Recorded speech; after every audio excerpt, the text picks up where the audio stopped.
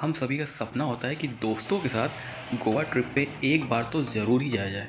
College ख़त्म होने के बाद या जॉब के शुरुआती पहले या 2 सालों में कुछ सेविंग्स करके अपने दोस्तों के साथ गोवा पे की ट्रिप पे जाएं और खूब सारा मस्ती करें, खूब सारी मेमोरीज बनाएं। क्योंकि गोवा का ट्रिप सभी के लिए once in a lifetime experience हो सकता है। जी हाँ, क्योंकि दोस्तों के साथ अगर गोवा नहीं गए तो मुझे लगता है कि आप बहुत फ़न और बहुत मस्ती मिस करने वाले हो अपने लाइफ में। तो फ्रेंड्स, अगर आप भी अपने दोस्तों के साथ गोवा का ट्रिप प्लान कर रहे हैं तो मेरा ये वीडियो ज़रूर से देखिएगा, क्योंकि आपका ट्रिप प्लान करने के लिए मेरा ये वीडियो बहुत मदद करेगा। तो दोस्तों, आइए शुरू करते हैं और सबसे पहले जानते हैं कि गोवा किस सीज़न में जाना सबसे सही रहेगा। दोस्तों, गोवा आप अक्टूबर से लेकर के फेब या मार्च तक कभी भी जा सकते हैं, लेकिन मैं आपको सजेस्ट करूँगा कि आप न्यू ईयर के टाइम ही जाइए, क्योंकि उस टाइम सनबर्न फेस्टिवल होता है और मैं नहीं चाहता कि आप सनबर्न फेस्टिवल मिस करें, क्योंकि गोवा का सनबर्न फेस्टिवल बहुत ही अच्छा होता है और इसे देखने के लिए पूरी दुनिया से लोग यहाँ आते हैं, तो आप इसे ज़रूर देखिए। दोस्तों, दूसरा सवाल हमारे दिमाग में ये आता है कि हम नॉर्थ गोवा घूमें या साउथ गोवा घूमें। तो दोस्तों, मैं ये बता देता हूँ कि अगर आप पहली बार गोवा जा रहे हैं और अपने दोस्तों के साथ जा रहे हैं तो आप डेफिनेटली नॉर्थ गोवा के लिए जाइए, क्योंकि नॉर्थ गोवा में एक्टिविटीज़, नाइट क्लब्स वगैरह बहुत ज़्यादा है साउथ गोवा के मुकाबले। तो आप नॉर्थ गोवा ही घूमें। साउथ गोवा वो लोग जाते हैं जिन्हें थोड़ा सा शांत माहौल चाहिए और जिन्हें थोड़ा सा प्राइवेसी चाहिए, तो वो लोग साउथ गोवा ही प्रेफर करते हैं। आप पहली बार जा रहे हैं तो आप नॉर्थ गोवा ही घूमें, क्योंकि आपको वहाँ ज़्यादा मज़ा आएगा। दोस्तों, तीसरा सवाल हमारे दिमाग में ये आता है कि हम गोवा कितने दिन के लिए जाएं, हम अपना ट्रिप कितने दिन का रखें। तो मैं आपको ये सजेस्ट करूँगा कि आप कम से कम 4 से 5 दिन का ट्रिप रखिए, क्योंकि दोस्तों 3 दिन में आपको उतना मज़ा नहीं आएगा और आप हर कोई चीज़ घूमने के चक्कर में बहुत ज़्यादा डेस्टिनेशन कवर करेंगे और आप थकेंगे भी बहुत ज़्यादा। अगर आपका ट्रिप 4 से 5 दिन तक लंबा होता है तो आप हर कोई चीज़ करेंगे और हर कोई चीज़ में बहुत ज़्यादा एंजॉय भी करेंगे और आप थकेंगे भी उतना ज़्यादा नहीं। वैसे तो दोस्तों, ये कम्प्लीटली आपके बजट के ऊपर डिपेंड करता है कि आप 3 दिन रुक रहे हैं, 4 दिन रुक रहे हैं या 5 दिन रुक रहे हैं। बट मैं आपको कहूँगा कि आप गोवा बार बार नहीं जाएंगे, इसीलिए अगर आप 1 या 2 दिन एक्स्ट्रा रुक देते हैं तो आप ज़्यादा मज़ा करके आएंगे। तो मैक्सिमम आप 5 दिन तक तो गोवा ज़रूरी रुकें। दोस्तों, अगला सवाल जो हमारे दिमाग में आता है वो ये आता है कि हम होटल कहाँ पे लें। तो मैंने अपना होटल कलंगूट बीच पे लिया था, लेकिन आप बागा, कलंगूट, वेगेटॉर या अंजुना, इन चारों में से किसी भी बीच पे ले सकते हैं। ये चारों बीच काफ़ी खूबसूरत हैं, तो आप कहीं भी होटल ले सकते हैं। लेकिन एक बात का ध्यान रखिएगा कि आप बीच से बहुत दूर होटल ना हो आपका, क्योंकि आपको बार बार अगर बीच पे जाना होगा तो आपको काफ़ी ज़्यादा चलना पड़ सकता है इसके लिए। तो आप कोशिश ये करिएगा कि 1 किलोमीटर से भी कम का डिस्टेंस हो, जिससे आप आसानी से वॉक करके बीच पे जा सकते हैं। दोस्तों, वैसे तो मैंने डिस्क्रिप्शन में भी हर कोई चीज़ मेंशन कर दिया है, बट फिर भी अगर आपको कोई चीज़ ना समझ में आए तो आप मुझे नीचे कमेंट ज़रूर करिएगा। दोस्तों, ये देखते हैं कि आप गोवा कैसे पहुंचेंगे। मैंने यहाँ एग्जांपल दिल्ली का लिया है, लेकिन आप अपने शहर से यही एग्जांपल सेट कर सकते हैं। दोस्तों, दिल्ली से गोवा आप फ़्लाइट से भी जा सकते हैं और ट्रेन से भी जा सकते हैं। बस से जाने के लिए मैं आपको मना करूँगा, क्योंकि बस से गोवा जाना शायद बहुत ही लंबा और थका देने वाला जर्नी होगा। रादर देन आप या तो फ़्लाइट से जाइए या तो आप ट्रेन से जाइए। दोस्तों, फ़्लाइट से जाना है तो टिकट कम से कम आप 3 महीने पहले कर लीजिए, क्योंकि उस टाइम आपको टिकट सस्ता भी पड़ेगा और आपको सीटें भी आपके अकॉर्डिंग मिल जाएंगी। दोस्तों, ट्रेन का टिकट आप 1 महीने पहले भी कर सकते हैं या तो आप 2 महीने पहले भी कर सकते हैं। जिस तरीके से आपका ट्रिप फाइनल हो, आप उसी टाइम ट्रेन या फ़्लाइट का टिकट तुरंत कर सकते हैं। दोस्तों, अगर आप ट्रेन से ट्रैवल करना चाह रहे हैं तो मैं आपको सजेस्ट करूंगा कि आप राजधानी का टिकट कराइए, क्योंकि राजधानी आपको एग्जैक्ट टाइम पे पहुंचाएगी। जितना टाइम दिया हुआ है उतने टाइम पे पहुंचाएगी, और नॉर्मल ट्रेन काफ़ी लेट कर देती है लंबे सफ़र के लिए। तो राजधानी के लिए दिल्ली से आपको हज़रत निज़ामुद्दीन से आपको राजधानी मिल जाएगी, जो आपको 27 से 28 घंटे लेगी और आपको थिविम स्टेशन पे छोड़ देगी। थिविम से आप कलंगूट या बागा 16 से 17 किलोमीटर है, वहाँ से आप शेयर टैक्सी करके अपने होटल थिविम से पहुँच सकते हैं। दोस्तों, अगर आपने होटल कलंगूट, बागा या नॉर्थ गोवा में कहीं भी बुक कर रखा है, तो मैं आपको कहूँगा कि अगर आप ट्रेन से आ रहे हैं तो आप थिविम स्टेशन तक ही अपनी जर्नी रखिए। उसके बाद स्टेशन से ही आपको शेयर टैक्सी मिल जाएगी, जो आपको अपने होटल पहुँचा देगी। दोस्तों अगर आपका गोवा का ट्रिप 4 से 5 दिन का है तो आइए देखते हैं कि आप अपने ट्रिप को कैसे प्लान कर सकते हैं। दोस्तों सबसे पहले दिन आप लगभग 12 बजे से 4 बजे के बीच अपने होटल पहुंचेंगे। तो मेरा सजेशन यही रहेगा कि आप होटल में ही फ्रेश होकर के आप बीच साइड जा सकते हैं और बीच साइड ही आप थोड़ा सा वॉकिंग कर सकते हैं, बीच को ही एक्सप्लोर कर सकते हैं और वहीं आपको बीच साइड ही ढेर सारे कैफ़ेज़ मिल जाएंगे जहां आप शाम का खाना भी खा सकते हैं और बियर पीते पीते सनसेट। दोस्तों दूसरे दिन आप गोवा साइट सीइंग के लिए जा सकते हैं। उसके लिए आप लोकल में ही कहीं से स्कूटी, बाइक या फिर कार रेंट पे ले सकते हैं। दोस्तों अगर स्कूटी की बात करें तो एक्टिवा, जुपिटर और टीवीएस की कोई भी स्कूटी आपको 300 से 500 तक में मिल जानी चाहिए। और बाइक की बात करें तो 700 से लेके 1000 तक और बुलेट आपको लगभग 1000 से 1200 तक मिल जाएगी। और कार की बात करें तो 1300 से लेके आपको 2500 या 3000 तक में अच्छा कार मिल जाएगा। दोस्तों कोई भी व्हीकल लेने के लिए या तो आप ऑनलाइन देख सकते हैं, ऑनलाइन में कई सारी वेबसाइट है जैसे rentabike.com, scooto.com, या तो फिर मेरी सलाह माने तो आप लोकल में ही कहीं से भी रेंट कर सकते हैं। गोवा, नॉर्थ गोवा में आपको हर जगह, हर चौराहे पे कोई ना कोई बाइक रेंट वाला मिल ही जाएगा। दोस्तों दूसरे दिन स्कूटी, कार या बाइक रेंट करने के बाद आप सुबह सुबह बीच कैंडोलिम भी जा सकते हैं और कैंडोलिम पे आप कुछ टाइम बिताने के बाद आप सीधे फोर्ट अगुआड़ा भी जा सकते हैं जो काफ़ी सीनिक और काफ़ी फेमस जगह है। फोर्ट अगुआड़ा के बाद आप चर्चेज़ भी घूम सकते हैं क्योंकि गोवा में बहुत ज़्यादा अच्छे अच्छे और बहुत पुराने चर्चेज़ हैं। सबसे पुराना शायद बेसिलिका ऑफ बॉम जीसस, और उसके बाद उसी के ठीक सामने आपको सेंट कैथेड्रल देखने को मिल जाएगा। आप वहाँ भी जा सकते हैं और अच्छे अच्छे फ़ोटोज़ खिंचवा सकते हैं। दोस्तों वहाँ से आप लेडी ऑफ इमैकुलेट कंसेप्शन, ये भी एक चर्च है, वहाँ भी आप जा सकते हैं। यहाँ आप जाएंगे तो आप समझ जाएंगे कि सिम्बा या सिंघम की शूटिंग में आपने कहीं ना कहीं इस चर्च को देखा होगा। दोस्तों दूसरे दिन भर घूमने के बाद आप शाम में कलंगूट पे टीटोस क्लब जा सकते हैं जो एक नाइट क्लब है। आप नाइट क्लब का भी मज़ा ले सकते हैं। दोस्तों तीसरे दिन आप वाटर स्पोर्टिंग के लिए जा सकते हैं जो कि एक बहुत ही अच्छा एक्सपीरियंस रहेगा आपके लिए, क्योंकि वाटर स्पोर्टिंग गोवा में बहुत ही अच्छा होता है जिसमें आप parasailing, diving, jet skiing, scuba diving, banana ride या फिर बम्पर राइड तक कर सकते हैं। दोस्तों ये सारे वाटर स्पोर्टिंग एक पूरे पैकेज में आते हैं गोवा में, जो 1500 से लेकर के 2500 तक रेट हो सकते हैं। ये सीज़न पे भी डिपेंड करते हैं और अवेलेबिलिटी पे भी डिपेंड करते हैं कि किस दिन कितना रश है। दोस्तों वाटर स्पोर्टिंग आप वेबसाइट से भी बुक कर सकते हैं जैसे कि race tours and travels, Goa exploration, या आप मेक माई ट्रिप पे भी वाटर स्पोर्टिंग बुक कर सकते हैं। या फिर सबसे सही रहेगा कि आप जिस होटल में रुके हैं आप उन्हीं से ही अरेंज करा लीजिए।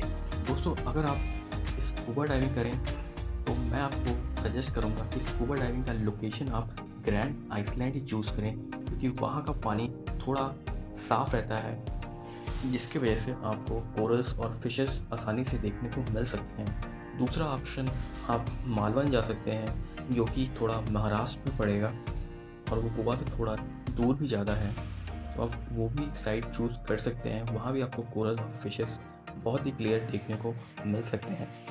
दोस्तों वाटर स्पोर्टिंग के लिए आपको सुबह 7 बजे से लेकर के 5 बजे, शाम को 5 बजे तक का टाइम देना पड़ेगा और ये काफ़ी थका देने वाला रहेगा। तो मैं यही कहूँगा कि दूसरे दिन आप जल्दी सो जाइए ताकि तीसरे दिन जब आपको वाटर स्पोर्टिंग के लिए निकलना पड़े तो आप सुबह जल्दी उठ कर के जा सकें।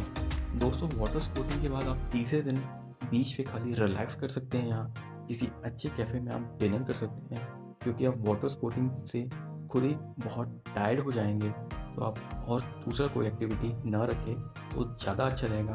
आप सिंपल एक लाइट डिनर लेकर के और बेयर लेकर के आप होटल जा सकते हैं। दोस्तों चौथे दिन आप सनबर्न फेस्टिवल प्लान कर सकते हैं क्योंकि गोवा में है तो सनबर्न फेस्टिवल आप ज़रूर जाइए क्योंकि गोवा का सनबर्न फेस्टिवल दुनिया में बहुत ही ज़्यादा अच्छा होता है और बहुत ही अच्छे अच्छे क्राउड वहाँ पे आते हैं, तो ये एक बहुत ही अलग एक्सपीरियंस होगा। तो चौथे दिन आप मॉर्निंग में मॉर्जिन बीच जा सकते हैं जहाँ आइकॉनिक मूवी डियर ज़िंदगी की शूटिंग हुई थी। दोस्तों वहाँ पे काफ़ी अच्छे-अच्छे पिक्चर रेस्क्यू सीन्स हैं, काफ़ी अच्छे-अच्छे लोकेशन हैं, जहाँ पे आप अच्छे फ़ोटोज़ और वीडियोज़ बना सकते हैं। दोस्तों वहीं से फिर आप अंजुना बीच के लिए जा सकते हैं, जो कि बहुत ही अच्छा है। दोस्तों अगर आप अंजुना बीच गए तो वहाँ पे आप कर्लीज़ बीच सैक ज़रूर जाइए। Curlies beach shack one of the best beach side cafe है। वहाँ पे आप लंच कर सकते हैं और 1-2 घंटे वहाँ पे भी आप स्पेंड कर सकते हैं। फिर वहीं से आप वेगाटोर बीच के लिए जा सकते हैं। वेगाटोर बीच पे भी आप 1-2 घंटे स्पेंड कर सकते हैं और वहीं से आप फिर चपोरा फोर्ट के लिए जाइए। चपोरा फोर्ट दोस्तों ये भी एक आइकॉनिक जगह है जहाँ मूवी दिल चाहता की शूटिंग हुई थी। यहाँ भी आप कुछ फ़ोटोज़ और मेमोरीज़ बना सकते हैं। दोस्तों फिर 5 से 6 बजे के बीच में आप सनबर्न फेस्टिवल अटेंड कर सकते हैं और लगभग रात के 10 से 11 बजे वहाँ से वापस अपने होटल के लिए या तो फिर डिनर के लिए जा सकते हैं। दोस्तों 5वें दिन हमारा ट्रिप एंड हो जाएगा और आप यहाँ से लंच या तो फिर अगर आपका ट्रेन फ्लाइट जल्दी है तो आप ब्रेकफास्ट करके रेलवे स्टेशन या तो फिर आप एयरपोर्ट के लिए जा सकते हैं। फिर वहाँ से आप फ्लाइट या फिर ट्रेन पकड़कर वापस अपने डेस्टिनेशन जा सकते हैं। दोस्तों वैसे तो गोवा एक बहुत ही सेफ़ जगह है, बट मैं आपको कुछ टिप्स देना चाहूँगा। जैसे कि अगर आपको कोई भी पेड सेक्स के लिए बोले पार्टीज़, बीचेस या क्लब्स वगैरह में, तो आप उन्हें मना कर दीजिएगा, क्योंकि शायद हो ना हो आप किसी फ्रॉड में फंस सकते हैं। दोस्तों जिस दिन आपको वाटर स्पोर्टिंग के लिए जाना हो उसके एक रात पहले आप बहुत ज़्यादा अल्कोहल कंज्यूम मत करिएगा, क्योंकि आप शायद अगले दिन हैंगओवर में होंगे और आपको सुबह सुबह ही निकलना होगा, तो शायद आप वाटर स्पोर्टिंग का उतना मज़ा नहीं ले पाएंगे जितना मज़ा आपको लेना चाहिए। दोस्तों आप स्कूटी, बाइक, बुलेट या कार जहाँ से भी रेंट करें, एक बार ज़रूर उसे आगे पीछे से देख लीजिएगा कि कहीं से वो टूटा नहीं है या उसमें कोई भी ऐसा फॉल्ट नहीं है। और दूसरी चीज़ आप उसके पेपर्स भी ज़रूर चेक कर लीजिएगा, ताकि बाद में आपको रिटर्न करते समय कोई दिक्कत का सामना न करना पड़े। और आप ये भी कोशिश ज़रूर करिएगा कि जिस टाइम लिमिट के लिए आपने रेंट किया है आप उसी टाइम लिमिट में उसे वापस कर दें, नहीं तो आपको एक्स्ट्रा पे करना पड़ सकता है। दोस्तों अगर आपको गैम्बलिंग नहीं आती है तो मैं आपको यही सजेस्ट करूँगा कि आप कसिनो भी ना जाएं, क्योंकि कसिनो जाने का कोई फ़ायदा नहीं है अगर आपको गैम्बलिंग नहीं आती है। और अगर आप जोश जोश में चले गए तो शायद वहाँ से हार के भी आ सकते हैं और जिसका आपको बाद में बहुत ही ज़्यादा पछतावा हो सकता है। तो मेरी राय में आप कैसीनो ना ही जाए तो ज़्यादा अच्छा रहेगा। दोस्तों आप पब्लिक एरिया में बहुत ज़्यादा नशा मत करिएगा। आप लिमिटेड लीकर या बियर ही पीजिएगा, ताकि आप बहुत ज़्यादा नशा कर लेंगे तो आप हो सकता है कि आप अपने आपे से बाहर हो जाएं और आपको वहाँ का क्राउड गलत समझने लगे। तो बेहतर यही होगा कि आप बहुत ज़्यादा नशा ना करें पब्लिक एरिया में, अगर आपको एंजॉय ज़्यादा करना है तो। दोस्तों लास्टली मैं बस इतना ही कहना चाहूँगा कि गोवा एक पार्टी डेस्टिनेशन है जहाँ आप खूब सारी मस्ती और बहुत सारा मेमोरीज बना के वापस आएंगे। तो मैं आपको लास्ट टिप यही देना चाहूँगा कि आप बहुत ज़्यादा जर्नी और बहुत ज़्यादा चीज़ों को कवर मत करिएगा, उससे आपको थकान भी ज़्यादा होगा और आप मज़ा भी बहुत ज़्यादा नहीं ले पाएंगे। तो मेरी राय यही रहेगी कि आप लिमिटेड चीज़ ही घूमिए और एक जगह का ज़्यादा मज़ा लीजिए। बहुत ज़्यादा लोकेशन कवर करने के चक्कर में आप एक ही लोकेशन को अच्छे से नहीं घूम पाएंगे, इसलिए आप एक लोकेशन को पे ज़्यादा टाइम दीजिए, आपको ज़्यादा मज़ा आएगा उसमें। ना कि आप सारे लोकेशन को कवर करने जाएंगे तो आप एक ही लोकेशन अच्छे से नहीं घूम पाएंगे। तो दोस्तों आप ये रही गोवा की कंप्लीट टूर, और अब इसके बाद हम बात करेंगे कि आपका बजट कितना आ सकता है इस 4 से 5 दिन के टूर का। दोस्तों अब बात करते हैं कि आपके गोवा के ट्रिप का कितना बजट आने वाला है अगर आप 5 दिन और 4 रातों के लिए गोवा में हैं तो। दोस्तों ये टोटली डिपेंड करता है कि आपका ग्रुप साइज़ कितना है। अगर 3 से 5 लोग हैं तो जाहिर सी बात है कि एक्सपेंसेस थोड़े कम हो जाएंगे रादर देन 1 या 2 लोग जाएंगे तो। दोस्तों गोवा का बजट मैंने 2 रेंज में लिया है, एक मिड रेंज में लिया है और एक लो रेंज में लिया है। तो आइए सबसे पहले बात करते हैं मिड रेंज की। तो दोस्तों अगर आप 4 दिन का स्टे है आपका गोवा में, तो होटल का खर्चा पर डे का 1000 रुपये आपको पड़ सकता है, यानी 4 दिन के लिए आपको 4000 रुपया देना पड़ सकता है होटल का। तो इसी तरह ये बात करते हैं कि खाने का आपका खर्चा कितना आएगा। तो यहाँ मैंने पर मील का 200 रुपीज़ रखा है, और अगर आप दिन में या एक दिन में आप 3 मील लेते हैं तो उस हिसाब से आपको 600 रुपया एक दिन का सिर्फ खाने का लगेगा। और मैंने यहाँ पे 5 दिन का मील के हिसाब से रखा है, तो आपको 5 दिन का मील लगभग 3000 रुपये का पड़ेगा। दोस्तों इसी तरह मैंने लेकर का खर्चा भी निकाला है। जो कि पर डे का लगभग 300 रुपये अगर आप लिकर पे खर्च करते हैं और आप 4 दिन नॉन स्टॉप लिकर लेते हैं तो आपको लगभग 1200 रुपये का खर्च आएगा। और अगर आप वाटर स्पोर्टिंग के लिए जाते हैं दोस्तों, तो वाटर स्पोर्टिंग जैसा मैंने बताया था कि 1500 से 2500 के बीच के रेंज में आता है। तो अगर मैं बीच का रेंज पकड़ूँ तो लगभग आपका 2000 रुपये खर्च ज़रूर आएगा वाटर स्पोर्टिंग में दोस्तों। दोस्तों अगला नंबर है स्कूटी या बाइक को रेंट करने का। तो दोस्तों यहाँ पे मैंने स्कूटी रखा है और स्कूटी का लगभग रेंज आपको 300 से 500 पड़ेगा। तो यहाँ भी मैंने मिड रेंज रखा है 400। तो अगर आप 2 दिन स्कूटी रेंट करते हैं तो आपको 800 रुपये देना पड़ सकता है। और इसी तरह अगर आप सनबर्न फेस्टिवल में या किसी नाइट क्लब में जाते हैं तो उसका खर्चा मैंने 2000 रुपये रखा है। और अब चलते हैं कि आप ट्रेन से जाएंगे गोवा या फ्लाइट से जाएंगे। दोस्तों अगर आप ट्रेन से गोवा जाते हैं तो अप और डाउन का आपको 2-2 हज़ार पड़ सकता है, यानी टोटल आपको 4000 देना पड़ सकता है। और अगर आप फ्लाइट से जाते हैं तो ये 3000 से 4000 के बीच का एक्सपेंस होगा। और हम मान लेते हैं कि आप 3500 रुपये खर्च करते हैं सिर्फ आपका, और अप डाउन दोनों मिला करके आपको 7000 रुपये देना पड़ सकता है। तो अगर आप ट्रेन से आते हैं दोस्तों तो आपका लगभग खर्चा 17000 से 20000 तक पड़ सकता है। और अगर आप फ्लाइट से आते हैं तो आपका टोटल खर्चा 20000 से 22000 पड़ सकता है दोस्तों ये तो सिर्फ एजम्पशन था, और बाकी आप अपने हिसाब से खर्च को कम या ज़्यादा कर सकते हैं। दोस्तों अब बात करते हैं लो बजट की। तो यहाँ पे बहुत ज़्यादा चेंजेस नहीं आया है। लो बजट में बस आपको होटल का और ट्रेन का खर्चा कम हो जाएगा। होटल में आपको पर डे का 500 रुपीज़ पे करना पड़ सकता है, तो 4 दिन का आपको 2000 देना पड़ जाएगा। वहीं फूड, अल्कोहल, स्कूटी और वाटर स्पोर्टिंग मिड रेंज की तरह बिल्कुल सेम रहेंगे, क्योंकि उतना एक्सपेंस तो आप करेंगे ही करेंगे। और यहाँ पे बस ट्रेन का खर्चा थोड़ा कम हो जाएगा। अगर आप एसी की बजाय अगर आपने स्लीपर का टिकट कराया है तो आपको एक साइड का किराया लगभग 750 पड़ सकता है, यानी टोटल आपको अप डाउन 1500 का पड़ जाएगा। दोस्तों लो बजट में भी आपको लगभग आप 10,000 से लेकर के 12,000 तक का खर्चा आ सकता है। तो इस तरीके से आप अपना गोवा का ट्रिप अपने बजट के हिसाब से दोस्तों मैनेज कर सकते हैं। दोस्तों ये बजट प्लान फॉलो करना बिल्कुल ऑप्शनल है और आप अपना ट्रिप कभी भी प्लान कर सकते हैं। मैंने अपना ट्रिप जस्ट न्यू ईयर के पहले प्लान किया था, क्योंकि मुझे सनबर्न फेस्टिवल में जाना था, इसलिए मैंने उस टाइम प्लान किया था। और अगर आप सनबर्न फेस्टिवल में नहीं जाना चाहते हैं तो ये बिल्कुल ही ऑप्शनल है और आपके पैसे भी बचेंगे। और आप किसी ऑफ सीज़न में जाते हैं तो आप इससे कम पैसे में इतना ही मज़ा करके आएंगे दोस्तों इस वीडियो में मैंने मैक्सिमम चीज़ें कवर की हैं कि आप गोवा कैसे घूम सकते हो और आपका बजट कितना रहेगा।